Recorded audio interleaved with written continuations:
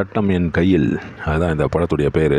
இதில் வந்து சதீஷ் நடிச்சிருக்காரு, வித்யா பிரதீப், மீம் கோபி, பவேல் நவகீதன். நம்ம பவேல் நடிச்சிருக்காரு. இதில் வட சென்னை பவேல் தான், அவரே தான். அஜய்ராஜ், ரித்திகா, ராம்தாஸ், இந்த மாதிரி பலரும் வந்து வேலை செய்திருக்காங்க இந்த படத்தில். சாச்சி அப்படின்றவங்க தான் வந்து ஸ்கிரிப்ட் அண்ட் டைரக்ஷன். ப்ரொடியூசர் வந்து பரத்வாஜ் முரளிகிருஷ்ணன், ஆனந்த கிருஷ்ணன், சண்முகம் அண்ட் ஸ்ரீராம் சத்யநாராயணன், இவங்க 3 பேர் பண்ணியிருக்காங்க. DOP PG Muthaiah. இந்த படம் வந்து ஒரு சூப்பரான ஒரு த்ரில்லர் படம் அப்படின்னே சொல்லலாம். இவ்வளோ கம்மி பட்ஜெட்டில் தமிழில் வந்து எல்லாம் இந்த பெரிய பட்ஜெட் படங்களே எடுத்து காரி துப்பினுக்கிறாங்கல்ல மக்கள். என்னடா மலையாள படங்கள் தான் இவ்வளோ பயங்கரமாக இருக்குது, அதுவாக இருக்குது, இதுவாக இருக்குதுன்றாங்களே, இந்த படம்லாம் ஏன்டா பார்க்க மாட்டேன்றீங்க அப்படின்னு தான் கேட்கணும்.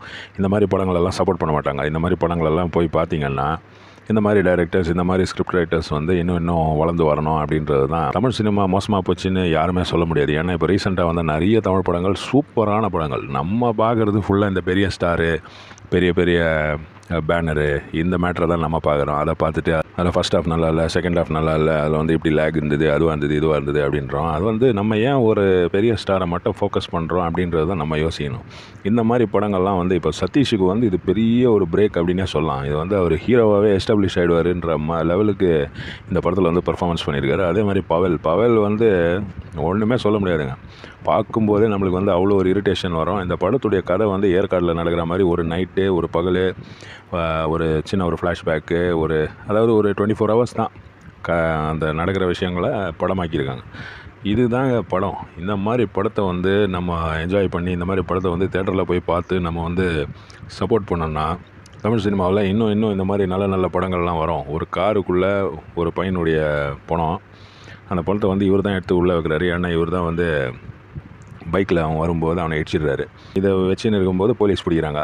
போலீஸ் வந்து இவர் கொலை பண்ணதுனால பிடிக்கல. இவர் வந்து சும்மா வண்டியில் வரும்போது வெஹிக்கிள் செக்கிங் பண்ணுறாங்க. உடனே இவர் வந்து அந்த பணம் இருக்குது வண்டியில் அப்படின்றதுக்காக இவர் ட்ரங்க் அண்ட் ட்ரைவ் மாதிரி ஆக்ஷன்லாம் பண்ணி அங்கே வந்து ஒரு ஈகோ கிளாஷ் ஆகி பவேல் அங்கே தான் இன்வால்வ் ஆகி அங்கே இவருக்கு 4 அடி விழுந்து அதுக்கப்புறம் ஸ்டேஷனுக்கு போய் ட்ரங்க் அண்ட் ட்ரைவ் கேஸு, அதுக்கப்புறம் ஒரு பொண்ணு மர்டர் ஆகிருக்கிற கேஸு, இந்த கேஸு அந்த கேஸுன்ட்டு சட்டம் என் கையில் அப்படின்ற அந்த ஒரு டைட்டிலுக்கு ஏற்ப இந்த படத்தை வந்து நம்மளை ஃபுல் டைம் அந்த படத்தை வந்து அப்படியே உட்கார வச்சிடுறாங்க அப்படின்னே சொல்லலாம்.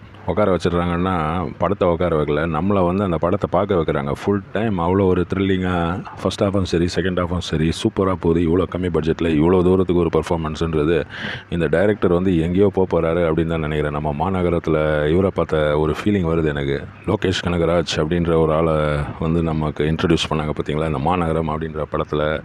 என்னடா இப்படி ஒரு டைரக்டரடா அப்படின்னு யோசிச்ச லெவலுக்கு இந்த சாச்சின்றது வந்து பயங்கரமான ஒரு சம்பவம் பண்ணி வச்சுருக்காருன்னே சொல்லலாம். இதுக்கு முன்னாடி அவருடைய படம் வந்து சிக்ஸர் அப்படின்னு நினைக்கிறேன், ஒரு 4-5 வருஷம் முன்னாடி வந்தது போல் இருக்குது. இந்த படம் வந்து ஆனால் வேறு லெவலில் எடுத்து வச்சுருக்காரு. இவ்வளோ கம்மி பட்ஜெட்டில் இவ்வளோ கம்மி காஸ்ட் அண்ட் க்ரூவை வச்சு இவ்வளோ நல்ல ஒரு த்ரில்லர் படம் கொடுக்க முடியுமான்றது பயங்கர ஒரு ஹேட்ஸ் ஆஃப் தான் கொடுக்கணும் அவருக்கு.